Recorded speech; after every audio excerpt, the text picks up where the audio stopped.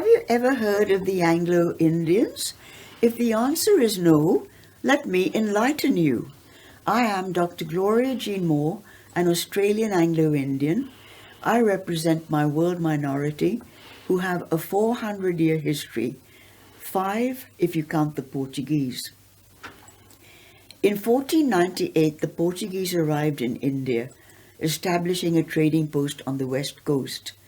In the early 1500s, their governor, Alfonso Albuquerque, founded the origins of an Indo-Portuguese community, seeing that this would strengthen their presence in India.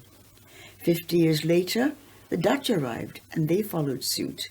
Then, in 1600, the British arrived, and soon they instituted the policy of encouraging their men to marry not Catholic Indo-Portuguese women, but Indian women, bringing them into the Protestant fold.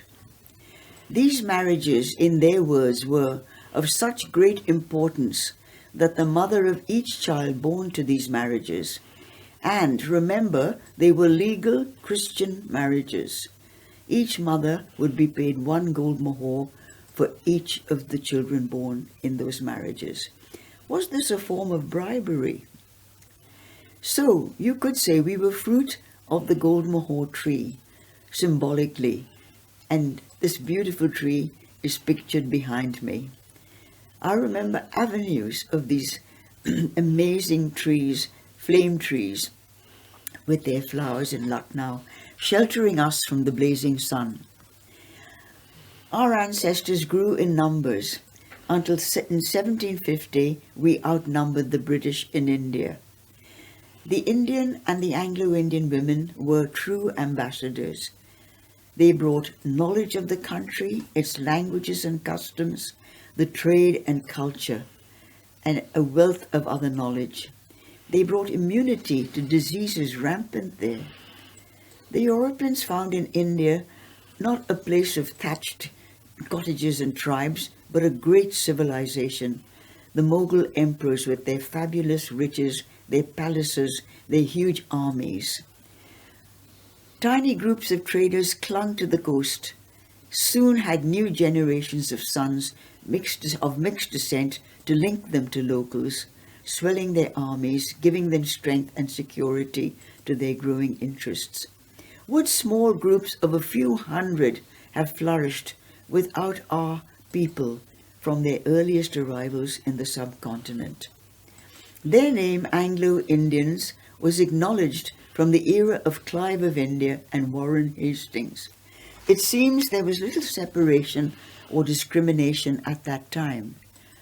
Later, under Governor Cornwallis, these trends would grow. By the late 1700s, with the uprising in Haiti against the French, fears grew that with their large numbers and their closeness to the Indians, Anglo-Indians might rise and throw out the British. There was no evidence of this existing, yet brutal edicts came from the East India Company, which would be cruel and unmerited blows against Anglo-Indians and their very existence. They could no longer proceed to education in Britain, which could win them important positions on their return to India. They were banned from every rank in the British armies except as fifers and drummers. Other restrictions came, banning them from different types of work, their ownership of land and business. The next 50 years were to be very difficult, wilderness years, yet their strength of character and their resilience proved their worth as an era of leadership and self-help grew. I record all this in my history, The Anglo-Indian Vision, published in 1986. In 1835, John William Ricketts, later a judge in Bihar, took to the Parliament in England the East Indian Petition. This petition was extremely important. It listed the draconian measures designed to cripple and exterminate us as a community.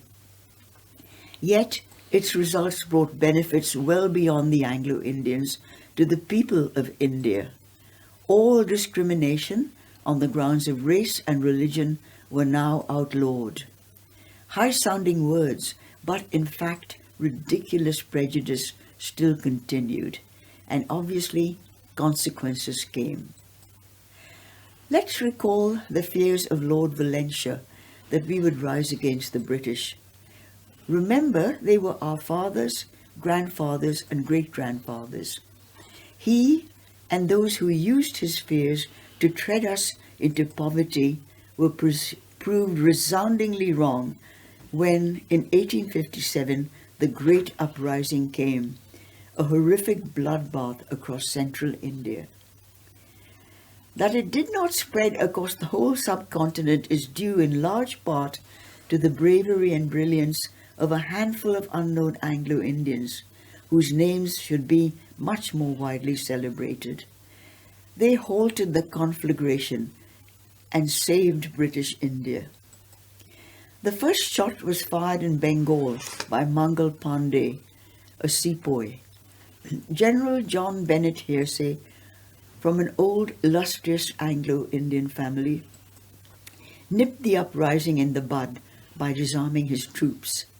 Then he worked with Lord Canning, the governor, to see that peace prevailed in Bengal.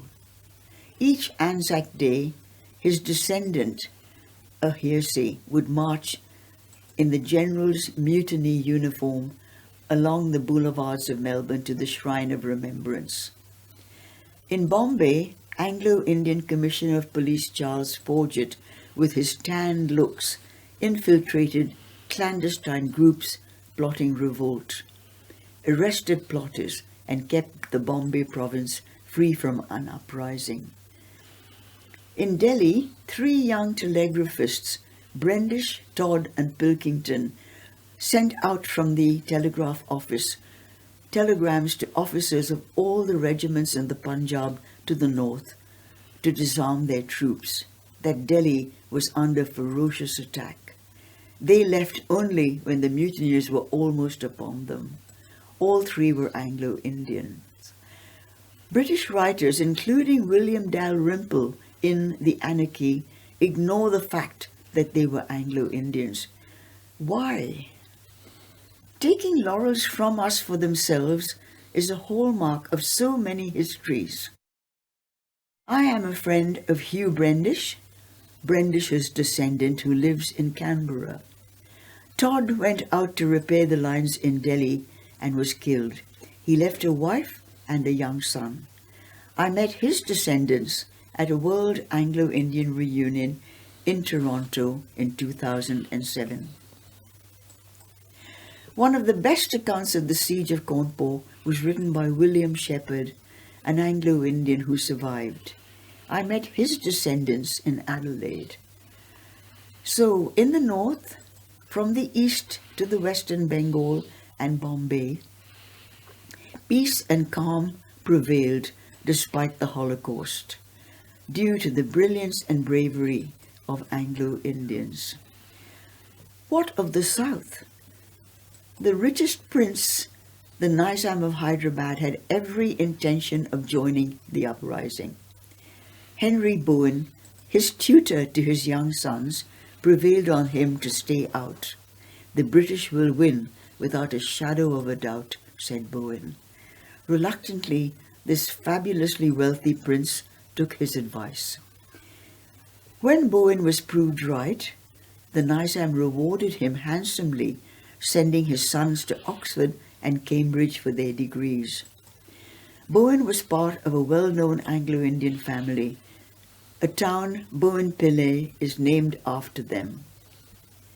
The Nizam became the darling of the British, who, unaware of his rebellious bent, rewarded his loyalty with a 21-gun salute. So who was it who rose against the British? Not the Anglo-Indians. We were slaughtered with them, our people most vulnerable in remote areas. My great-grandfathers, George McGill, descended from the Waterford family, and William Thompson, who was Scottish, and my great-great-grandfather, Thomas Cummings, who was Irish, all fought on the British side. Thomas was killed by the Rani of Jhansi's troops in that great city. His wife perished there too. Their 2 young children were orphaned. The sisters of George's wife, Mary Ann, also lost their lives. My friends, the Saavedras, who lived in Wheelers Hill, Melbourne, knew nothing of their great-grandmother, Amelia Horn. I discovered her brilliantly written, harrowing account of her capture and abduction by an Indian cavalryman on the banks of the river in Cawnpore. He did release her a year later. I reunited her story with her descendants. Having introduced my ancestors, now to my story. My mother's grandfather was George McGill. My dad's was William Thompson. I was born in a city which George, in the relieving British Army, raised the siege of, in Lucknow. My dad was born in Cawnpore, which endured another great siege. My mother in Allahabad. We were United Provinces people. My dad worked all his life on the East Indian Railways as an engineer. He was transferred from Lucknow, where I was born, to Jamalpur, Bihar, a completely railway colony. We had 2 Indian families and 1 English family. 99% of us were Anglo-Indian. These were the heartlands of Anglo-Indian life, of culture, and of soul. A very special form of human culture grew in these railway colonies. We were family. Women did no housework. Social life flourished in the Railway Institute, on the tennis courts, the golf courses. We hankered for no foreign circles, I can assure you. We had our own and we were happy there. It was a wonderful life. In the war years, thousands of overseas troops, British, American, even Australian, flooded into the country, the cities and towns, on their way to Southeast Asia or to the Northeast frontier to confront the Japanese armies. But storm clouds were gathering. The Indians rose up, demanding independence. My father, like every railwayman, donned the uniform of the Auxiliary Force India, ran for his rifle and went out with his men to repair broken railway lines and other damage to railway infrastructure. With India denuded of troops, the AFI were India's second line of defense. Yet my father was on the side of the Indians. He read their newspapers and believed in their struggle. Then, in January 1948, Gandhi was assassinated. At last, my father decided to leave, as thousands of our people were doing all over India. Our world was coming to an end. One day, a small delegation of Indian workers arrived at our home, headed by a tall man, Mr. Pandey. They gave my brother and myself a pair of white doves for peace. They obviously loved and respected my dad, telling my mother he should have been a reverend. Her face was a picture of surprise and disbelief. "We will defend you with our lives," they said. "This is your home. You don't have to go.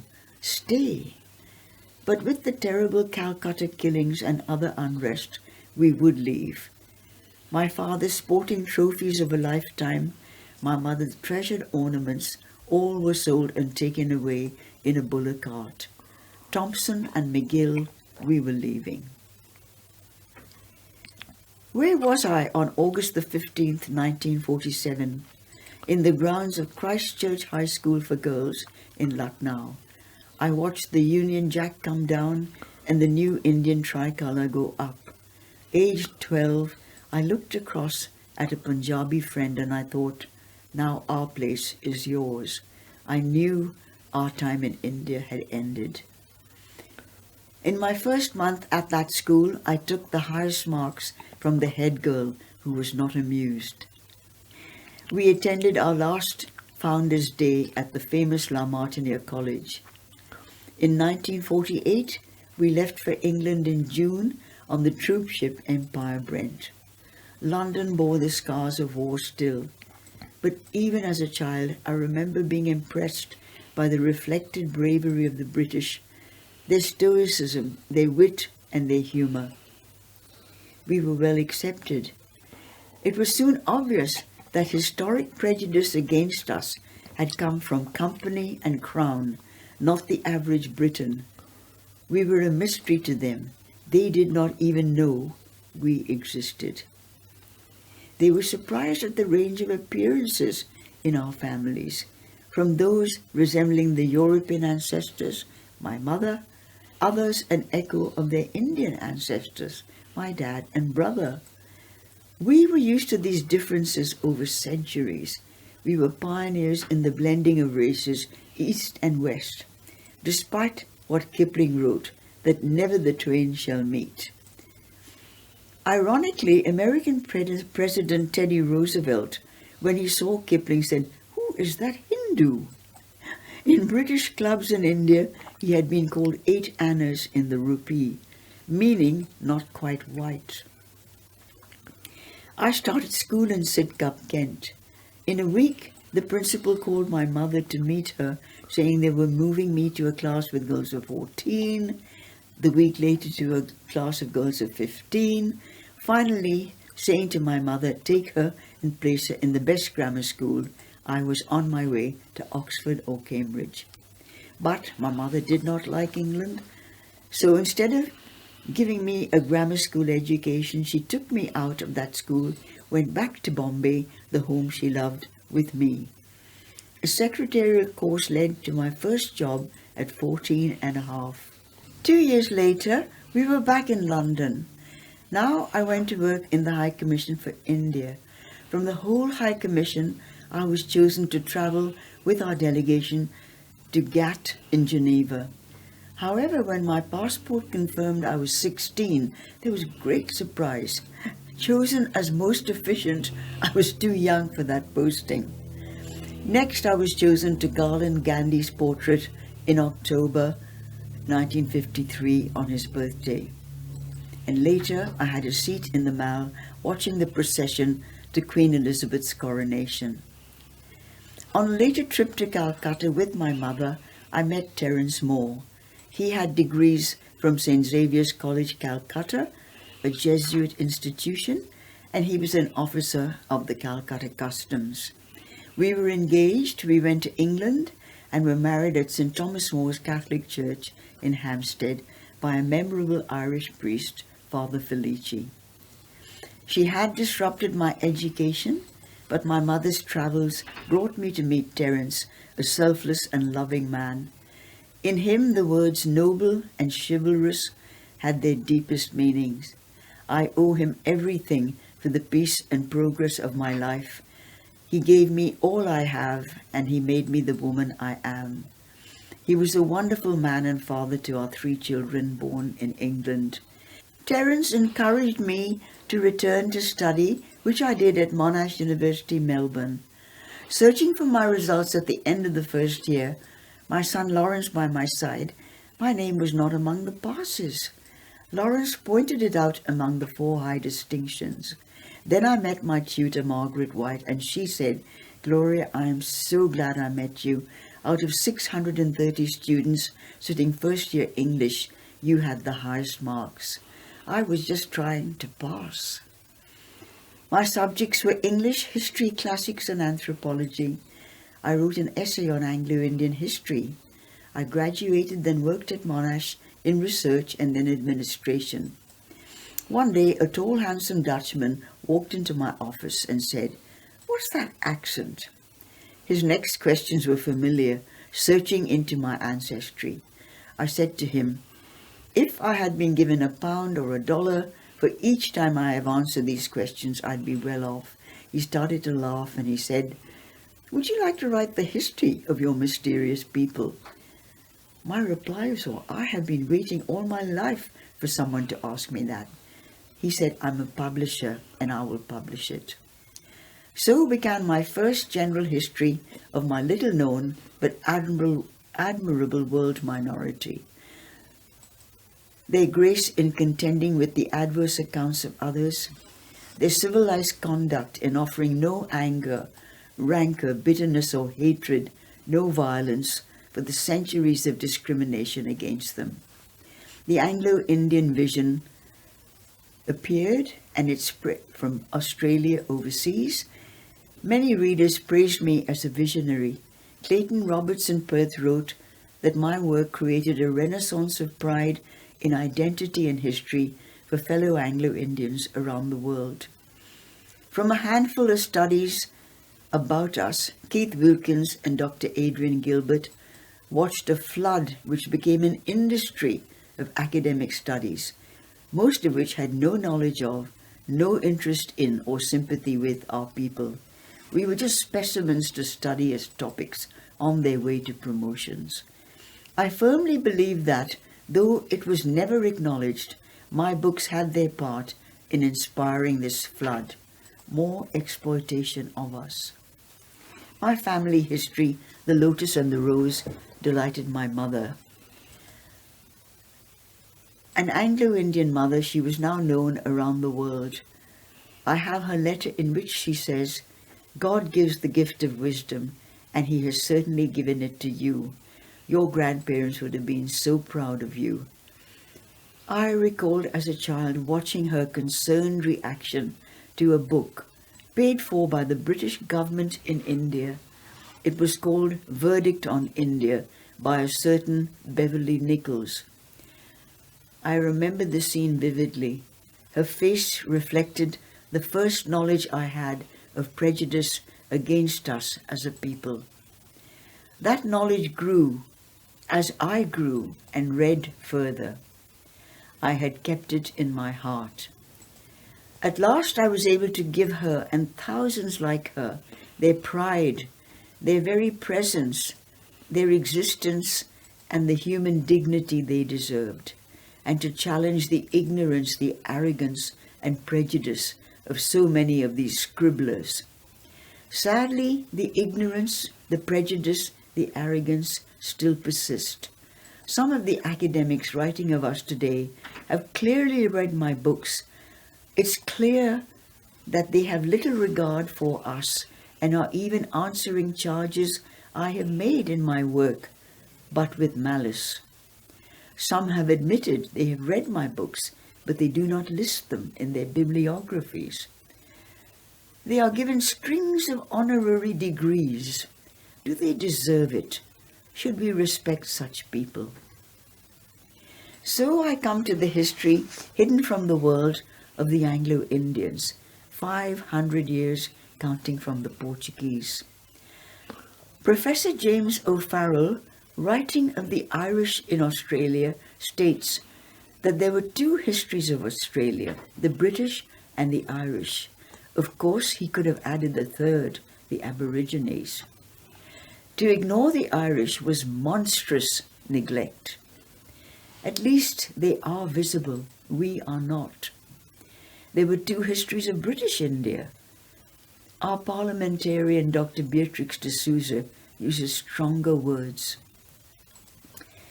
For her, excising Anglo-Indians from British Indian history is cultural genocide. Peter Moore, a retired senior officer of the law in Perth, Western Australia, with his famous Commissioner of Calcutta Police, Father Ronnie Moore, says, "For us both, Gloria Moore is our guru." It gladdened their hearts for the first time to discover our history from our Anglo-Indian point of view. Peter believes me to be too kind and forgiving to our detractors. He would have been far more critical. He believes we were exploited, then betrayed, as Indian independence loomed. And in this view, he is backed by the lion of Anglo-Indian politics, our leader Frank Anthony, to whose history I am indebted. Its title is Britain's Betrayal in India, the Story of the Anglo-Indians. Others of my books soon followed. Anglo-Indians, The Best of Both Worlds, Palms, Victory, Peace, A Story of the Uprising, From India with Love, The Story of the Sellers Family, and finally, Gospel, Glory, and Gold, a collection of stories of our lives and the lives of other people like us of mixed descent from countries around the world.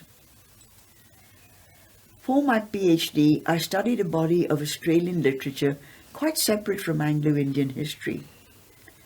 In the words of Michael Griffiths of the Australian Catholic University, it brings an entirely new perspective to the study of that particular author. Centuries of our vigilance against prejudice created a sharper eye for me, while clearly a strange myopia affected other local academics. It was my Anglo-Indian sensitivity to prejudice which informed that perspective. I found what an American and an Irish professor both describe as the last respectable prejudice in academia. Academics I know describe this disgraceful prejudice as intense in universities here. The treatment I received was the worst injustice of my life. It was first about religion and then race. But that is another story. My PhD thesis was passed with their highest honors by an overseas university.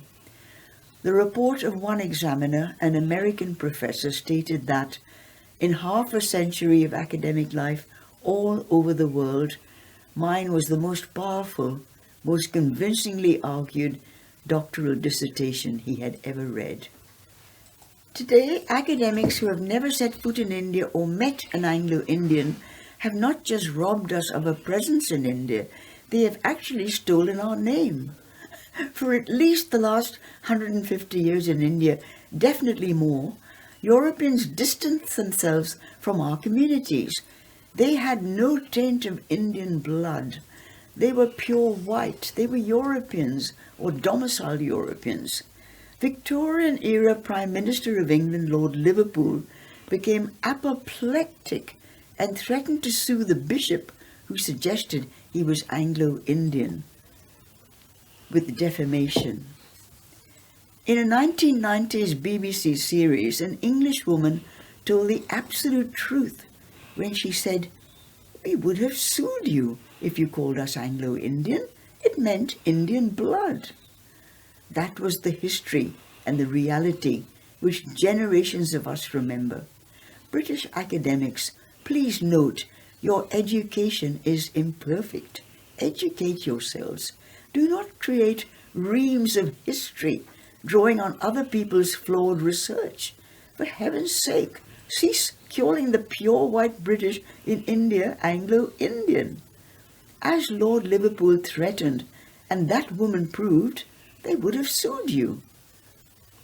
Remember that our men fought in the Zulu Wars, the Boer War, the Boxer Rebellion, and all of British wars. We were a crucial bridge to the Indian people. We doubled and trebled the defences in 1857 and 8, defended India on all battlefronts and at home through both world wars and through the horrendous strife leading to independence. Our elders had character and dignity. They considered themselves a bulwark of the Raj, which gave them a raw deal. At the end of the Raj, figures of our numbers are given as 300,000. However, these are regarded by Frank Anthony as far too low. They were much higher. With our hundreds of thousands during the Great Uprising, through the Quit India movement, for our thousands in uniform, men and women in world wars, to the very building of India, we were there. Our men were described as with iron and steel in their blood. Their contribution was monolithic. They built and ran the railways, the police, post and telegraph, customs and port commissioners, forestry services, waterways, surveys, not to mention our teachers, doctors, nurses, priests and missionaries, and civil servants. Why was our presence not honored with recognition? We did exist. It can still be acknowledged, and it should be done as a matter of honor. There are boasts that 20,000 Britons kept in check and ruled the many millions of Indians. How true was that? There is a huge gap in that boast. An entire world minority were cut out, robbed of their very existence, of their heroic contribution. of millions of lives over hundreds of years of struggle. They ask for no apology or compensation, just that the truth be told at long last. Without us, would there have been a Raj? Nor did we ever, over the centuries, waltz in and leave with great fortunes and riches, robbing the people and the country, enriching Britain. We robbed no one, we were robbed. We did honest work for often pitiful wages. Without our civilization as a buffer and a bulwark, I ask again, would there have been a Raj? It is time to tell the honest truth. It has been said and written that the French, the Dutch, the Portuguese all treated their people of mixed descent as equals, but the British disliked Anglo-Indians. Keith Wilkins maintains this is still obvious today in the arrogant attitudes to us by their academics, by their misuse of our name. It's long years over which to keep alive a completely unjustified grudge. Our historian Herbert Alex Stark seems innocent and naive in the 1930s, appealing to our shared Christian heritage in the hope that Britain would cease its stepmotherly treatment of us.